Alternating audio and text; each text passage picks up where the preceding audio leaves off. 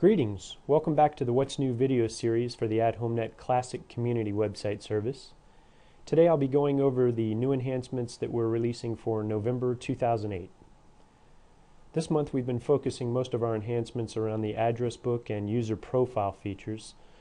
So let's log in and take a look at what's new. I'm going to go ahead and log in as an administrator. So let me go ahead and go to the user profile area and show you the first change we made based upon request from our users. So what we've done here is we've removed the year from the birth date of both the person 1 and person 2 users so that it now only asks for and only displays the month and day. So if I scroll down here and click save on this profile, you'll see that it actually shows the birth dates in just this month and day format. Now we are continuing to keep the month, day, and year for the children, so it will continue to hold year information for the 4 children slots. This leads me directly to the next enhancement, and you'll notice if I scroll down to the bottom here that I can now see the last date and time that this address book profile was edited, and in fact who it was edited by. So we're now tracking this information for each profile in the address book, and we show it not only here, but we also allow it to be reported on or exported using the address book reports feature. Let's go take a look at that real quick. So now I can put their name, and I can put the last edited date and time and last edited by information, and you'll see that I can generate a report that shows that information to the administrator. This information is only available to the administrator both here and in the user profile, so even the residents themselves don't see the last edited information for their own profile. You may have also noticed back on the user profile screen and here on the address book report screen another new field called Terms Agreed Date Time. So what we've done is we've developed a full-blown Terms of Use Agreement feature for those communities that want their residents to review and agree to certain conditions before being able to log in and use the website. This new feature is off by default, but if you want it turned on for your community, you just need to email support and we'll activate it. And before we activate it, you'll need to go into the feature descriptions area on the admin menu, and you'll find a new feature description in there called Login Terms, and you'll want to edit that and make any customizations from the default wording of those terms to match the specific ones you want for your community. These are the terms that will show up when your residents go to log in if you've activated the Terms of Use feature. So if you do activate that, the first time anyone logs into the website, they'll be presented with the terms for your community, and they'll need to click on a button that indicates that they accept the terms in order to be able to log in. So let's log out real quick and try this out. I'm going to go out to the public home page, and I'm going to log in as a regular resident this time. I'm going to log in as Kevin Brown.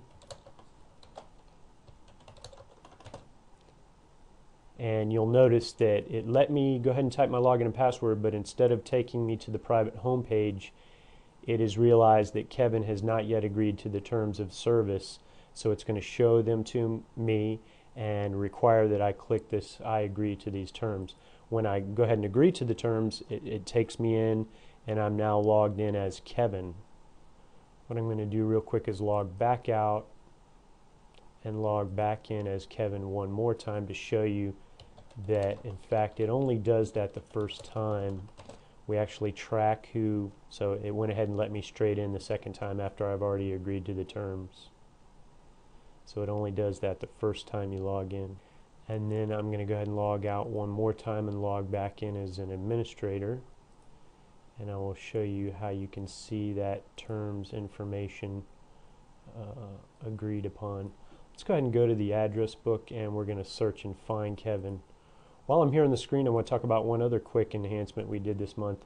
A lot of people have asked for this. If I search on Kevin, typically in the past you weren't able to hit return on this screen and have it go ahead and search. You'd have to click on the search button, but we've now made it so that you can simply hit enter on this screen and it will execute the search. So it's small, but it was kind of annoying for people.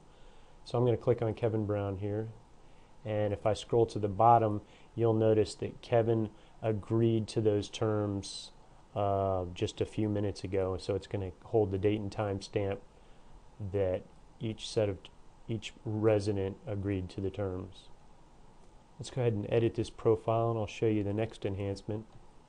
You're probably aware that we've had the capability for some time for your residents to hide certain fields of information from other residents in the address book by checking in these hide from address book boxes next to phone numbers, email addresses, physical addresses, things like that.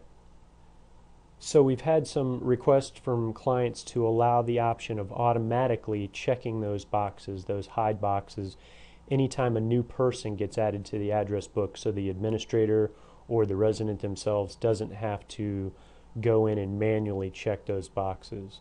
And we've now added that option, and if you want that option activated for your community, you can simply email support and ask for it, and we'll turn that on. While I'm still on the screen, I'll cover the next one. We've had numerous client requests for the option of the community being able to control if your residents can edit their own email address or not here via this email address link. And we've added the option that if you want, you can make it so that your residents can't edit their email address via the user profile feature. Some of our clients have wanted to make sure that they keep the address book and the website synced up with another outside database, and so if we activate this option, only the administrator will be able to modify the resident email addresses.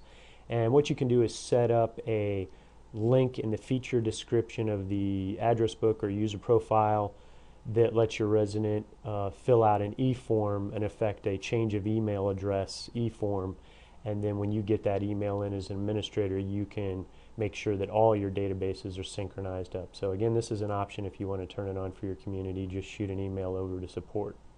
And finally, with a slew of holidays coming up, we've gone a little crazy with some nice new email bulletin templates this month, and we've actually added a total of 20 new designs covering everything from Thanksgiving to Hanukkah, Happy Holidays, Merry Christmas, Happy New Year, and in fact we've even added a couple of new templates that let you announce your website, your new website to residents via the email bulletin feature.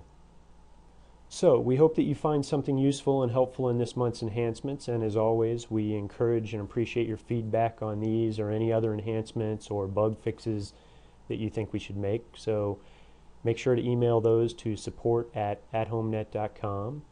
I want to thank you for your time today and for your business, and we'll see you again in December with some great new enhancements. Happy holidays.